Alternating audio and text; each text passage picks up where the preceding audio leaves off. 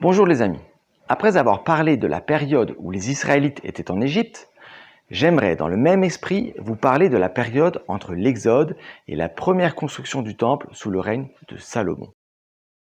C'est peut-être une vidéo qui va agacer certains, car c'est une question que peu de personnes se posent, car il existe un consensus et qu'il paraît très bizarre de le remettre en question. Je pense qu'il est intéressant de s'ouvrir aux différentes hypothèses. Dans ce but, je vais vous les exposer en essayant de ne pas prendre parti.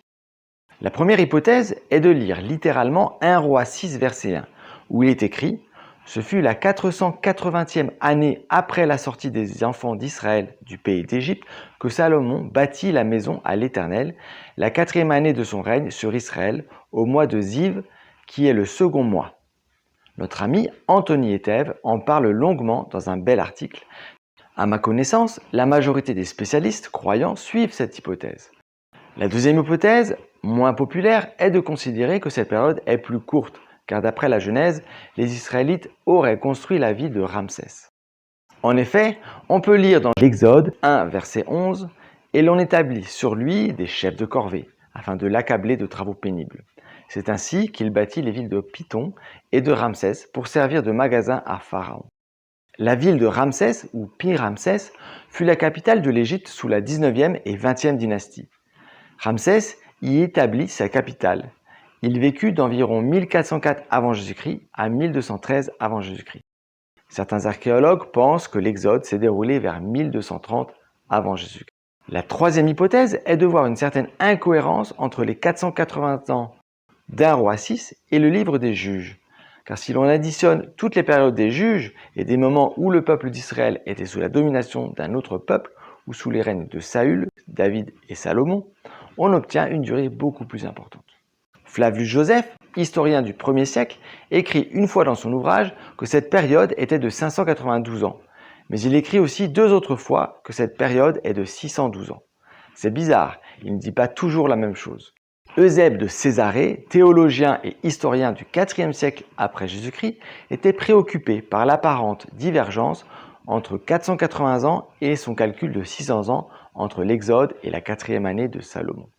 Il a concilié les chiffres en concluant que 120 ans d'oppression étrangère pendant l'ère des juges étaient exclus du total de 480 ans, enregistré par l'auteur de 1 Roi 6, verset 1.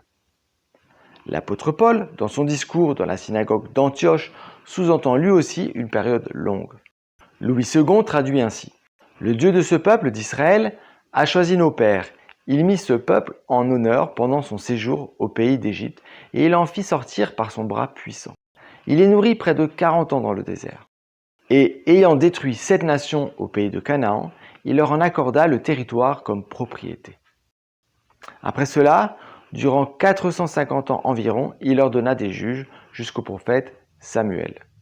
On pourrait ajouter une quatrième hypothèse en considérant 1 Roi 6 verset 1 selon la Septante, où il est dit que la période entre l'Exode et la construction du temple est de 440 ans au lieu de 480 ans. Mais cette dernière hypothèse n'est soutenue par personne. Mais ce n'est pas parce que personne n'y pense qu'elle est forcément fausse. La plupart des chercheurs s'accordent sur la date de construction du temple en raison d'une concordance avec la chronologie assyrienne. Cela correspond à l'année 967-966 avant Jésus-Christ. Nous pouvons résumer toutes ces possibilités ainsi.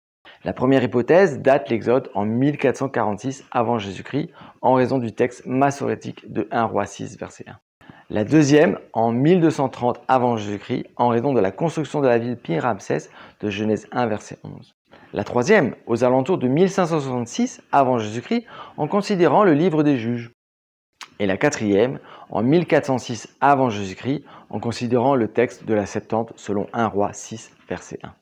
Alors bien sûr, j'ai fait un petit résumé, j'aurais pu détailler chacune de ces hypothèses, mais je voulais juste faire cette vidéo pour mettre en évidence toute la complexité de cette problématique. Dans ma prochaine vidéo, je vais vous parler de chronologie égyptienne, d'archéologie et de dendrochronologie afin de nous éclairer sur la date de l'entrée de Jacob et la date de l'Exode. Abonnez-vous à la chaîne et cliquez sur la clochette pour ne pas la rater.